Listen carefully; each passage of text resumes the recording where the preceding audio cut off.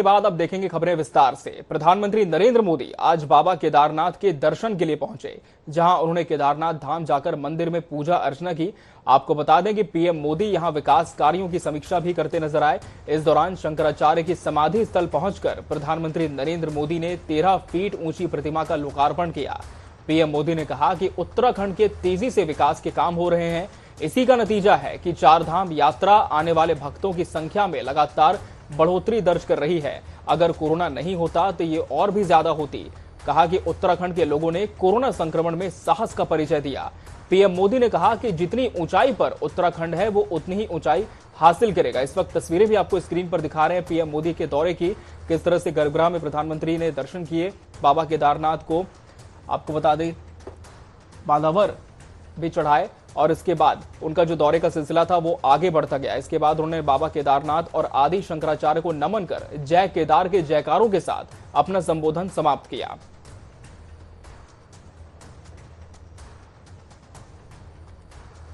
के पवित्र पर्व पर कल मैं सीमा पर अपने सैनिकों के साथ था और आज तो ये सैनिकों की भूमि पर हूं। मैंने त्योहारों की खुशियां मेरे देश के जवान वीर सैनिकों के साथ बांटी। देशवासियों का प्रेम का संदेश, देशवासियों की उनके प्रति श्रद्धा, देशवासियों के उनके आशीर्वाद, 130 करोड़ आशीर्वाद लेकर के मैं कल सेना के जवानों के बीच गया था। गोवर्धन पूजा के दिन केदारनाथ जी में दर्शन पूजन करने का मुझे सौभाग्य मिला है। बाबा केदार के दर्शन के साथ ही अभी मैंने आदि शंकराचार्य जी की समाधि स्थान वहां कुछ पल मैंने बिताए। एक दिव्य अनुभूति का वो पल था। मंदाकिनी पर बने पुल से गरुड़ चट्टी, उस मार्ग को भी सुगम कर दिया गया है और गरुड़ चट्टी का तो मेरा विशेष नाता भी रहा है। यहाँ एक दो लोग हैं पुराने जो पहचान जाते हैं। मैंने आपके दर्शन किए, मुझे अच्छा लगा। साधु तो चलता भला, यानी पुराने लोग तो चले गए हैं। कुछ लोग इस स्थान को छोड़ के चले गए, कुछ लोग इस धरा को छोड़ करके चले गए। केंद्र का निर्माण हो, यात्रियों की और इस इलाके के लोगों की सुविधा के लिए आधुनिक अस्पताल हो, सारी सुविधाओं वाला अस्पताल हो, रेंज सेंटर हो, ये सभी सुविधा श्रद्धालुओं की सेवा का माध्यम बनेगी। उनके तीर्थाटन को अब कष्ट से मुक्त, केदार से युक्त, जय भोले के चरणों में लीन होने का यात्रियों को एक सुखद अनुभव होगा। स्वाधीनता संग्राम से जुड़े ऐतिहासिक स्थानों को देखने के साथ साथ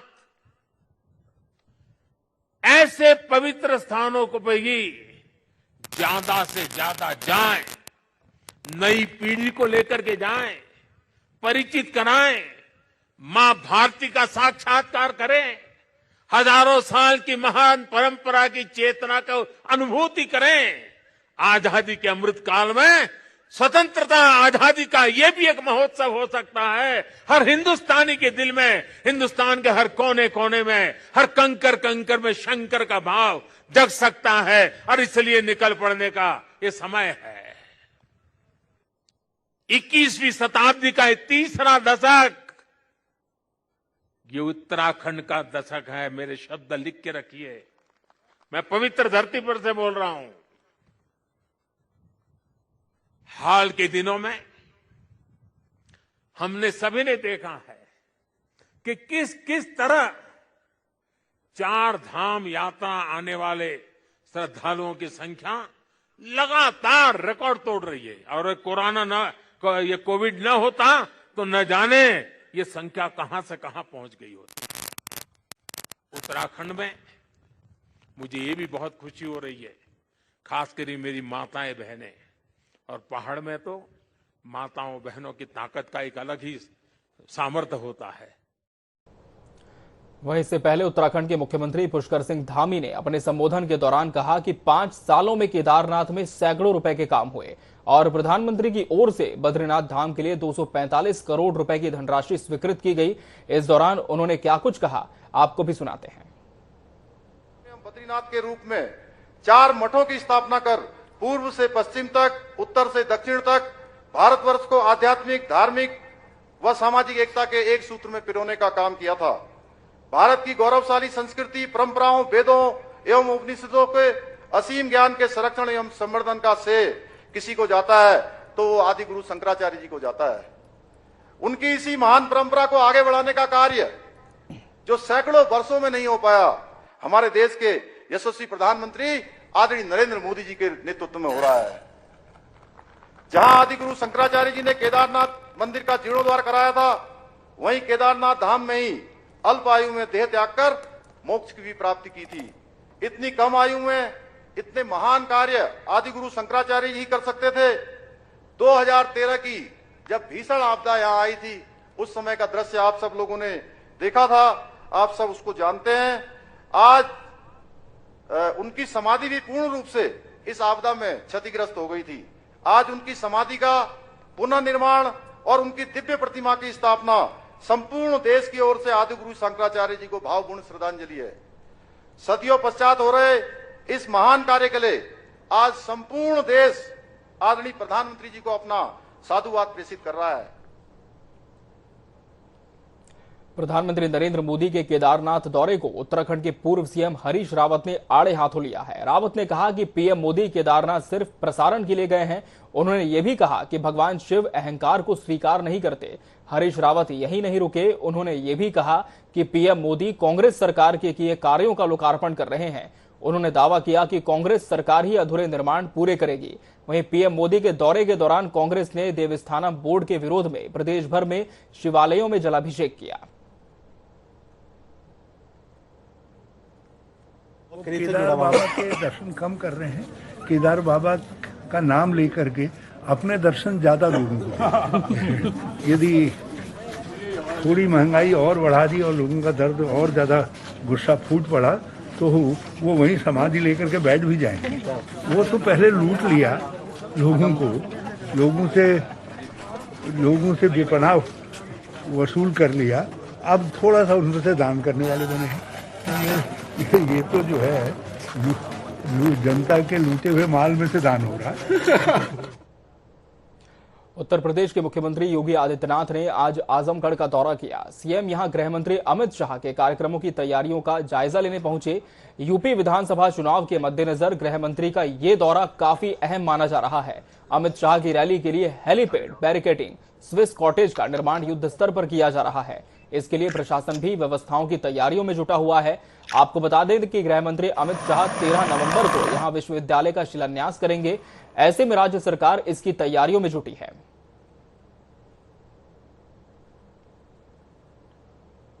उत्तर प्रदेश के मुख्यमंत्री योगी आदित्यनाथ औरैया जिले में 389 करोड़ रुपए की 1 दर्जन से अधिक परियोजनाओं का शिलान्यास और लोकार्पण करेंगे। डीएम सुनील कुमार वर्मा ने बताया कि योगी 6 नवंबर को जिले के दौरे पर आ रहे हैं। इस दौरान वो जिले में 280 करोड़ रुपए की लागत से पीडब्ल्यूडी विभाग की ओर से बनाए जा रहे राजकीय मेडिकल कॉलेज का शिलान्यास करेंगे। मेडिकल कॉलेज में प्रशासनिक ब्लॉक, एकेडमिक ब्लॉक, 500 बेड का चिकित्सालय, शैक्षणिक सत्र 2022-23 से एमबीबीएस की 100 सीटों पर प्रवेश के अलावा लाइब्रेरी, मल्टीपर्पज हॉल एवं जिम, 460 बेड क्षमता का छात्रावास, आवासीय भवन के अलावा प्ले ग्राउंड का भी निर्माण शामिल है। इसके अलावा मुख्यमंत्री 109 करोड़ रुपए की लागत से बनने वाली 12 विकास योजनाओं का लोकार्पण और शिलान्यास भी करेंगे।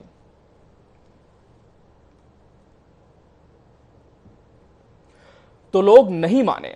हाँ, दिवाली के दिन लोगों ने जमकर पटाखे जलाए, जिससे प्रदूषण इतना बढ़ गया कि अब लोगों को सांस लेने में भी दिक्कत हो रही है। सबसे ज्यादा हालत खराब तो एनसीआर में है, जहां पॉल्यूशन सबसे ज्यादा है। क्या है इसके असर, देखिए इस खास रिपोर्ट में।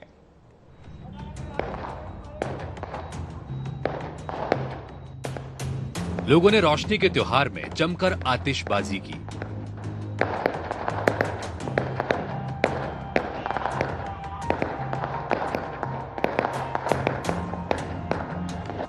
सरकार की गाइडलाइन को पटाखे के रूप में जला दिया गया।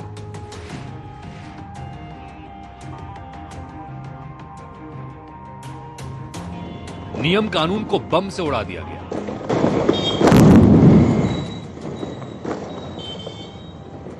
हालात ये हुए कि दिवाली की अगली सुबह कमोबेश उत्तर प्रदेश के हर शहर में हवा ने लगभग जहर का रूप ले लिया। कहीं कहीं तो सांस लेना भी खतरनाक हो गया। उत्तर प्रदेश सरकार ने दिवाली के मौके पर यूपी के नोएडा समेत कई शहरों में पटाखों पर पूरी तरह बैन लगा दिया था।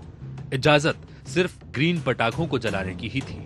साथ ही आतिशबाजी की टाइमिंग मात्र 2 घंटे निर्धारित की गई थी। लेकिन जैसे ही दिवाली की शाम हुई, पूरा प्रदेश न सिर्फ रोशनी से नहा उठा, बल्कि धुआंधार तरीके से पूरे प्रदेश में पूरी रात पटाखे जलाए गए। लोगों के धुआंधार तरीके से पटाखे जलाने का नतीजा यह रहा कि हवा की गुणवत्ता बेहद खराब हो गई है। एनसीआर के नोएडा, गाजियाबाद और अन्य जिलों में AQI यानी एयर क्वालिटी इंडेक्स सरपट भागता नजर आया।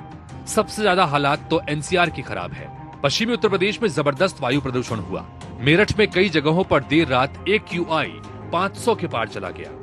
इसके अलावा यूपी की राजधानी लखनऊ के साथ कानपुर, नोएडा, गाजियाबाद, आगरा, वाराणसी में भी वायु प्रदूषण उच्च स्तर पर रहा।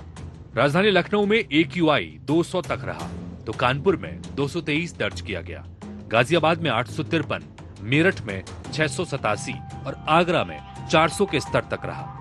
सबसे ज्यादा वायु प्रदूषण नोएडा में रहा, जहां हवा ने लगभग जहर का रूप ले लिया। नोएडा के सेक्टर 62 में AQI 875 दर्ज किया गया, जो वायु प्रदूषण का सबसे खतरनाक स्तर माना जाता है।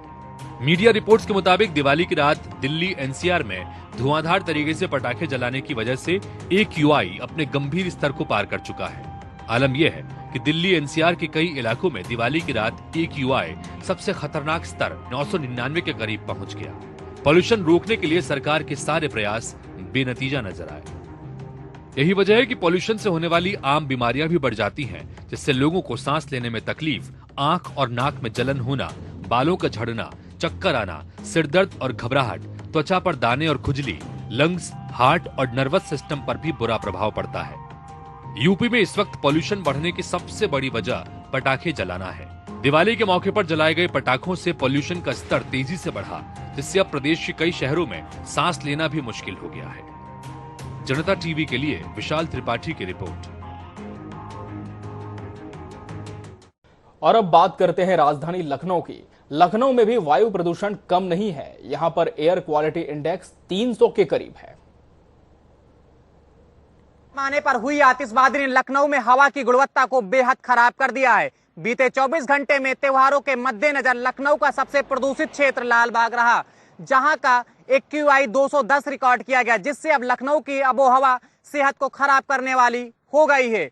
लगातार AQI इंडेक्स में बढ़ रहे वायु प्रदूषण को लेकर पर्यावरण प्रेमी चिंतित हैं, तो वहीं डॉक्टरों का कहना है कि इस मौसम में वायु प्रदूषण फेफड़ों के लिए काफी हानिकारक है। जनता टीवी से अभिषेक कुमार यादव।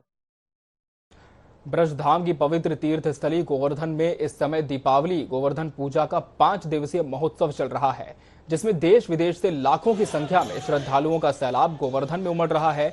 आज गिरिराज जी की नगरी में पूरे भारतवर्ष से लाखों श्रद्धालु गिरिराज जी की परिक्रमा लगाने गोवर्धन पहुंचे। साथ ही विदेशी भक्त भी काफी संख्या में गिरिराज पूजा और अन्नकूट महोत्सव में शामिल होने गोवर्धन आए और 56 भोग की सुंदर टोकरियां सजाकर गिरिराज महाराज की परिक्रमा लगाई और उसके बाद गिरधारी गोरिया मठ मंदिर में भगवान की पूजा अर्चना की। अमेरिका और अन्य देशों से आए श्रद्धालुओं ने अपनी भाषा में गिरिराज जी की महिमा का गुणगान किया और इस पावन अवसर को अपने लिए आनंदमयी बताया। Hare Krishna, my name is Ananda Pradayani Dasi. I am disciple of Srila Bhaktivedanta Bon Goswami Maharaj, who is Acharya in this beautiful temple, Shri Giridhari Gaudiya Math. And today we celebrated very nice celebration of Shri Brahmachari Anukut Mahamahotsav, and we came from all over. हर साल की तरह इस साल भी अन्नकूट का पर्व श्री काशी विश्वनाथ मंदिर में बहुत ही धूमधाम से मनाया गया। एक और जहां श्री काशी विश्वनाथ की चल रजत प्रतिमा मध्याह्न भोग आरती में स्थापित कर उसकी भव्य आरती उतारी गई, वहीं 11 क्विंटल का प्रसाद भी बाबा को चढ़ाया गया। कई प्रकार के व्यंजनों के साथ अनेक तरह की मिठाइयां सजाई गई। मेवा से लेकर नमकीन तक बाबा को 56 प्रकार का भोग लगाया गया। इस दौरान बाबा के चल रजत प्रतिमा के दर्शन करने वाले श्रद्धालुओं की भीड़ लगी रही। प्रतिमा की स्थापना के बाद बाबा श्री विश्वनाथ काशी के भव्य पूजन अर्चना की गई। इसके बाद श्रद्धालुओं को झांकी दर्शन की व्यवस्था के तहत दर्शन पूजन कराया गया।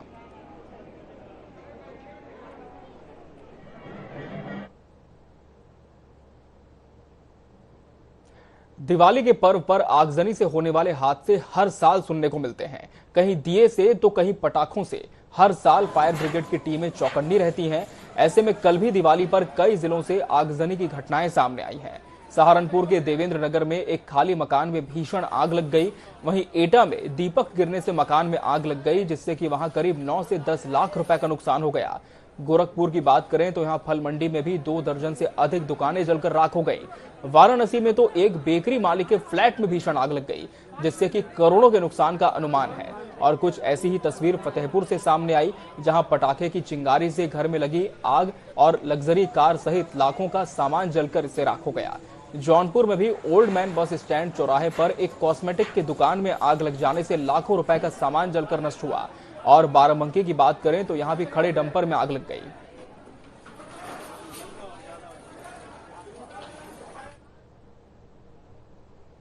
प्रधानमंत्री नरेंद्र मोदी ने केदारनाथ धाम में बाबा केदार का जलाभिषेक करने के साथ ही पूजा अर्चना की। वहीं कैबिनेट मंत्री गणेश जोशी ने देहरादून के प्रसिद्ध टपकेश्वर महादेव मंदिर में जलाभिषेक कर पूजा की।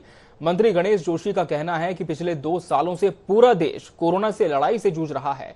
प्रधानमंत्री नरेंद्र मोदी ने लगातार बड़े फैसले लेकर राहत देने का काम किया है। हम प्रधानमंत्री के उत्तराखंड दौरे पर आभार जताते हैं। साथ ही उम्मीद करते हैं कि 2022 में भी प्रदेश में भाजपा सरकार की दोबारा वापसी होगी। कोरोना की कहर से हम 2 साल से जूझ रहे हैं। तीसरी वेव से हमें बचा के रखे। और प्रधानमंत्री का जो उत्तराखंड से लगाव है, तो बार बार केदारनाथ आते हैं। और 13 की आपदा के बाद आज केदार का जो स्वरूप एक भव्य स्वरूप में बनकर आया है, उसके लिए प्रधानमंत्री जी का आभार व्यक्त करते हैं।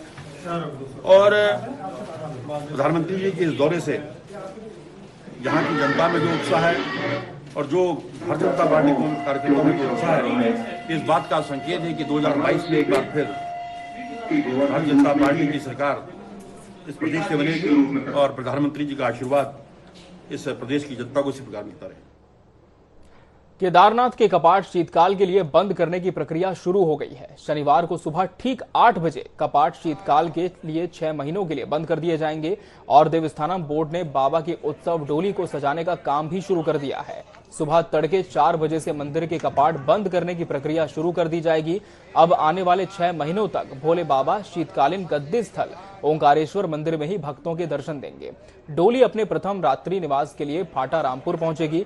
दूसरे दिन यानी 7 नवंबर को डोली विश्वनाथ मंदिर गुप्तकाशी पहुंचेगी।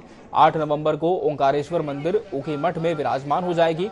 सभी भक्त आने वाले 6 महीनों के लिए यहीं पर बाबा के दर्शन कर सकेंगे। त्योहारों के मद्देनजर भारत नेपाल सीमा पर सुरक्षा एजेंसियों को अलर्ट किया गया है। एसपी देवेंद्र पिंचा के निर्देश पर सीओ अविनाश वर्मा ने सीमा क्षेत्र का निरीक्षण कर सुरक्षा व्यवस्था का जायजा लिया। एसएसबी की 57वीं वाहिनी के कमांडेंट बृजपाल सिंह नेगी ने भी सीमा का निरीक्षण कर एसएसबी के अधिकारियों को उचित दिशा निर्देश दिए। उन्होंने सीमा पर तैनात सुरक्षा एजेंसियों को दोनों देशों के बीच आवाजाही करने वालों पर पैनी नजर रखने के लिए कहा है। पर्व की आड़ में सीमा पार से भारत विरोधी तत्वों की घुसपैठ और तस्करी की आशंका को देखते हुए सीमा पर सुरक्षा एजेंसियों को अलर्ट किया गया है। सीओ ने टनकपुर और बनबसा सीमा क्षेत्र का निरीक्षण कर सुरक्षा व्यवस्था का जायजा लिया। उन्होंने पुलिस, एसएचओ और खुफिया तंत्र को तालमेल रखकर दोनों देशों के बीच आवाजाही करने वालों की सघन तलाशी और पूछताछ के लिए निर्देशित किया है।